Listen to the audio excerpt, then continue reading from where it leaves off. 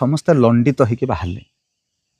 ବାପ ପୁଅ ମା ଝିଅ ଯିଏ ଥିଲେ ସମସ୍ତେ ଲଣ୍ଡା ହେଇ ଘରୁ ବାହାରିଲେ। ଯେତେବେଳେ ସକାଳୁ ଯେତେବେଳେ ପଡ଼ୋଶୀ ଲୋକ ତାଙ୍କର ଦେଖିଲେ କହିଲେ ଆରେ ତମର କ'ଣ ଲଣ୍ଡା ହେଇଯାଇଛ ସବୁ? ଇଏ ଲୋକ କହିଲେ ତମେ ଜାଣିନ କ'ଣ ପାଇଁ ଲଣ୍ଡା ହେଇଛୁ? ନା ଆମେ କେମିତି ଜାଣିଲୁ ତମ ପରିବାର ଲଣ୍ଡା ହେଇଛୁ? ନା କ'ଣ କି ଗନ୍ଧର୍ବ ସୁନ୍ଦରୀ ମରିଛି। ନା ଗନ୍ଧର୍ବ ସୁନ୍ଦରୀ ମରିଯାଇଛି, ତମେ ଲଣ୍ଡା ହେଇଛ? ଆମେ ଲଣ୍ଡା ହବୁ ନା? ହଁ ହଉନ। ତାପରେ ସେମାନେ ବି ଲଣ୍ଡା ହେଲେ ପଡ଼ିଶା ଲୋକ। ଧୀରେ ଧୀରେ ଗୋଟିଏ ପରିବାର ତାଙ୍କ ସାହି ସାରା ଲୋକ ସବୁ ଲଣ୍ଡା ହେଇଗଲେ। ଦେଖୁ ସିଏ ସାହି ଲୋକ ଯେତେବେଳେ ଅଲଗା ସାହିକି ଗଲେ ସେମାନେ ପଚାରିଲେ ଆରେ ତମ ସାହିଟାକ ଲୋକ କ'ଣ ଲଣ୍ଡା ହେଇକି ବୁଲୁଛ?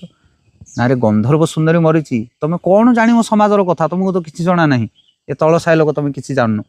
କହିଲେ ସେମାନେ କହିଲେ ଆମେ ଲଣ୍ଡା ହବୁ ନା? ହଉ।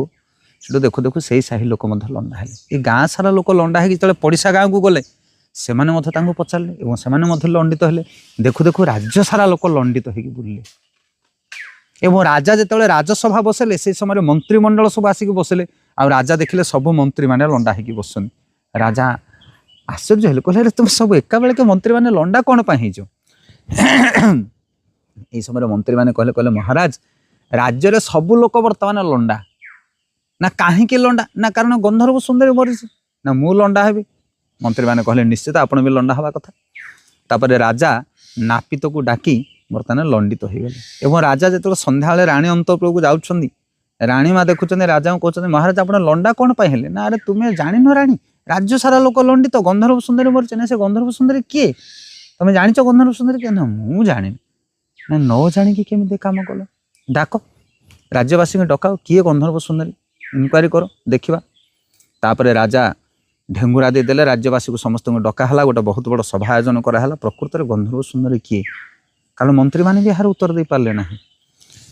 ଧୀରେ ଧୀରେ କଥା ଗଲା ସେଇ ଗାଁକୁ, ଯେଉଁ ଗାଁର ଲୋକ ପ୍ରଥମେ ଲଣ୍ଡା ହେଇଥିଲେ। ତାପରେ ସେଇ ସାହି, ସେଇ ପରିବାର ଲୋକଙ୍କ ପାଖକୁ କଥା ଗଲା କି ହେଠି ଏଇ ପରିବାର ଲୋକ ଆଗେ ଲଣ୍ଡିତ ହେଇଥିଲେ। ତାଙ୍କୁ ଡାକି ଆଣିଲେ ରାଜା, କହିଲେ କୁହ ତମେ କ'ଣ ପାଇଁ ପ୍ରଥମେ ଲଣ୍ଡିତ ହେଲ? ହାତ ଯୋଡ଼ିଲେ ସେମାନେ, କହିଲେ ମଣିମା ଆମେ ହେଉଛୁ ଧୋବା ଲୋକ, ସେଠି ଲୋକ ଲୁଗାପଟା ଧୋଇବା ହେଉଛି ଆମର କାମ, ମଇଳା ଲୁଗା। ଆମ ଘରେ ଗୋଟେ ପୁରୁଣା ଗଧ ଥିଲା, ବହୁତ ବୁଢ଼ା ଗଧ। ସେ ଗଧ ଆମର ବହୁତ ସାହାଯ୍ୟ କରୁଛି, ବହୁତ ସହଯୋଗ କରୁଛି ଆମକୁ। ତାକୁ ଆମେ ଗନ୍ଧର୍ବ ସୁନ୍ଦରୀ ବୋଲି ନାଁ ଦେଇଥିଲୁ। ଯେତେବେଳେ ଗଧଟି ମରିଗଲା ଆମେ ମନ ଦୁଃଖରେ ସମସ୍ତେ ଲଣ୍ଡିତ ହେଲୁ। ଏବଂ ଆମକୁ ପଚାରିଲେ ପଡ଼ିଶା ଲୋକ କ'ଣ ପାଇଁ ଲଣ୍ଡା ହେଲା? ଆମେ କହିଲୁ ଗନ୍ଧର୍ବ ସୁନ୍ଦରୀ ମରିଛି, ଆମେ ଲଣ୍ଡା ହେଇଛୁ। ସେମାନେ ବି ଲଣ୍ଡା ହେଲେ। ଦେଖୁ ରାଜ୍ୟ ସାରା ଲଣ୍ଡା ହେଲେ। ଏଥିରେ ଆମର କ'ଣ ଭୁଲ ଆଜ୍ଞା? ହରିବୋଲ। ତ ବିଚାର କରନ୍ତୁ, ଗୋଟେ ବୁଢ଼ା ଗଧ ମଲା ତା ପାଇଁ ବୋଲି ରାଜ୍ୟ ସାରା, ଏମିତିକି ରାଜା ମଧ୍ୟ ଲଣ୍ଡିତ ହେଇଗଲେ। କି ବିଚକ୍ଷଣ କଥା ଦେଖନ୍ତୁ। ଆଜିକାଲି ଆପଣମାନେ ବି ଅନେକ ଗୁଡ଼ିଏ ଜିନିଷ ଏଭଳି ଦେଖିବେ ଯେଉଁଟା 8-10 ବର୍ଷ ତଳେ ଆପଣ କିଛି ଦେଖୁନଥିଲେ। ଯେଉଁ ଧର୍ମ କାର୍ଯ୍ୟ, ଯେଉଁ ଉପବାସ ବ୍ରତ, ଆଜିକାଲି ହଜାର ହଜାର ଲୋକ ସେ ଉପବାସ ବ୍ରତ କରୁଛନ୍ତି। ମା ମାନଙ୍କୁ